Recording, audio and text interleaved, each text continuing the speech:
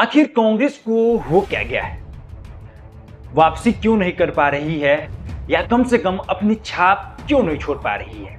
कई लोग इसके लिए गांधी परिवार को जिम्मेदार मानते हैं। वह कहते हैं कि नए भारत में मोदी फैक्टर काफी मजबूत है, और जबकि कांग्रेस के पास कोई नया नैरेटिव नहीं है।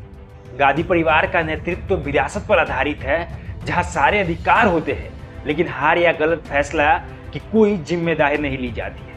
पार्टी हारती है, उससे नुकसान होता है, लेकिन गांधी परिवार इससे अछूत रहता है। कांग्रेस के लिए इस राजनीतिक निराश के दौर के बीच पार्टी के पूर्व अध्यक्ष राहुल गांधी ने एक नया यात्रा पर निकालने का फैसला लिया। राहुल गांधी और प्रियंका गांधी वाड्रा को उम्मीद थी कि राज्य के चुनाव में कांग्रेस की जीत होगी, और उसका पूरा श्रेय उनकी भारत जोड़ो यात्रा और जातिगत जनगणना ओबीसी कार्ड को जाएगा। लेकिन ऐसा नहीं हो सका। ये देखना बाकी है कि क्या पूरब से पश्चिम तक शुरू कर रहे न्याय यात्रा पार्टी को कहां ले जा रहा है। सीडब्ल्यूसी की 21 दिसंबर को बैठक में कुछ सदस्यों ने राहुल गांधी को आगाह किया था कि लोकसभा चुनाव बेहद नजदीक है, और ऐसे में एक और यात्रा फायदेमंद नहीं होगा। साथ ही राम मंदिर उद्घाटन के लिए बीजेपी के कार्यक्रम में से टकरा सकती है, और इसमें पहले जैसा नयापन भी नहीं होगा। लेकिन पार्टी ने इन चेतावनियों को दरकिनार कर दिया है। वहीं कांग्रेस और इंडिया गठबंधन को मोदी के नेतृत्व, हिंदुत्व, राष्ट्रवाद के आकर्षण वाले मंत्र को और सरकारी योजनाओं के जाल से निपटना होगा। मोदी फैक्टर से बचने के लिए कांग्रेस कह रही है कि वह इससे राहुल बनाम मोदी नहीं दिखाना चाहती है। इंडिया गठबंधन ये कह रहा है कि उसकी तरफ से पीएम दावेदार कौन होगा, ये चुनाव के बाद तय होगा। तो इस रणनीति के पीछे भी मोदी फैक्टर को पूर्ण करने की चाल है। लेकिन विपक्ष ने कई नेताओं जब अभी भी डर रहे हैं बीजेपी न्याय यात्रा को मोदी बनाम राहुल 3 के तौर पर पेश करेगी, इंडिया गठबंधन के नेताओं को लगता है कि चुनाव को मोदी बनाम कौन और धार्मिक मुद्दों से हटाकर रोजमर्रा की समस्याओं पर लाना सबसे अच्छा तरीका है। लेकिन ज्यादातर पार्टियां एक ही राज्य में मजबूत है, वो पूरे देश में कांग्रेस की मदद नहीं कर सकती है, और बीजेपी के सीधे मुकाबले में उसका साथ नहीं दे सकती है। इंडिया गठबंधन के नेताओं को मोदी के दो दाव वंशवादी राजनीति और भ्रष्टाचार के जवाब देने में भी मुश्किल हो रही है। जब एक मंच पर ज्यादातर नेता अपने परिवार के साथ नजर आते हैं, मतलब गठबंधन कंगारू की कतार जैसा लगता है, और जब उनमें से कई जमानत पर रिहा है या भ्रष्टाचार के आरोपी की जांच का सामना कर रहे हैं, तो इसकी उसकी छवि को धक्का लगता है।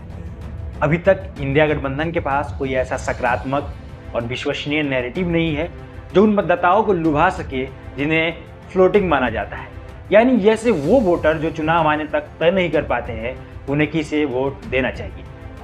राजनीति में कुछ भी निश्चित नहीं होता है, इसलिए कांग्रेस और इंडिया गठबंधन मोदी सरकार के कामकाज के कमजोर पहलुओं को उठा रहे हैं। इन उम्मीदों से कि मतदाता बदलाव चाहते हैं, वो इतिहास का हवाला दे रहे हैं कि नेहरू के अलावा किसी केंद्र सरकार को लगातार 3 चुनाव जीत नहीं मिली।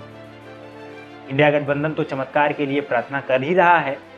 वही हिंदी भाषी क्षेत्रों में, हिंदी भाषी राज्यों के अहम राज्यों में हार के बाद कांग्रेस नेताओं को चिंता की यह भी सता रहा है कि पार्टी 2019 के अपने सबसे कम सीटों के रिकॉर्ड 52 को कर पाएगी या नहीं। उनकी चिंता सही है, क्योंकि 2019 में कांग्रेस की ज्यादातर सीटें करीब 60% 3 राज्यों में, केरल में 15, तमिलनाडु में 8, पंजाब में 8 से ही आई है। केरल में 2 पार्टी का प्रदर्शन चरम पर है, अब उसमें गिरावट आ सकती है। तमिलनाडु ने उसकी उम्मीद पूरी तरह सहयोगी डीएमके पर निर्भर है। पंजाब में आम आदमी पार्टी भी दावेदार है। अब कांग्रेस की उम्मीद तेलंगाना, कर्नाटक और हिमाचल पर टिकी है, लेकिन दूसरी तरफ राजस्थान, मध्य प्रदेश, छत्तीसगढ़ और गुजरात जैसे बड़े राज्यों में उसकी पकड़ कमजोर हुई है। हिंदी भाषी राज्यों के बड़े राज्यों में इस हार से अन्य राज्य की सीट शेयरिंग को भी, उसकी मोल तोल की क्षमता भी बुरी तरह से प्रभावित हुई। जैसे बिहार में उसे जेडीयू, महाराष्ट्र में एनसीपी और उद्धव ठाकरे की शिवसेना, यूपी में समाजवादी पार्टी, पश्चिम बंगाल में टीएमसी, झारखंड में जेएमएम, पंजाब और दिल्ली में आम आदमी पार्टी के साथ सीटें के तालमेल में कांग्रेस की मोलभाव की क्षमता कम हुई है। इसका मतलब है कि एक तरफ तो सीधे मुकाबले वाले राज्य में कांग्रेस को बीजेपी के तूफान से खुद निपटना होगा, और दूसरी तरफ क्षेत्रीय दलों के मुकाबले वाले राज्य में ये दुआ करनी होगी कि उससे सहयोगी दल बीजेपी पर भारी पड़े।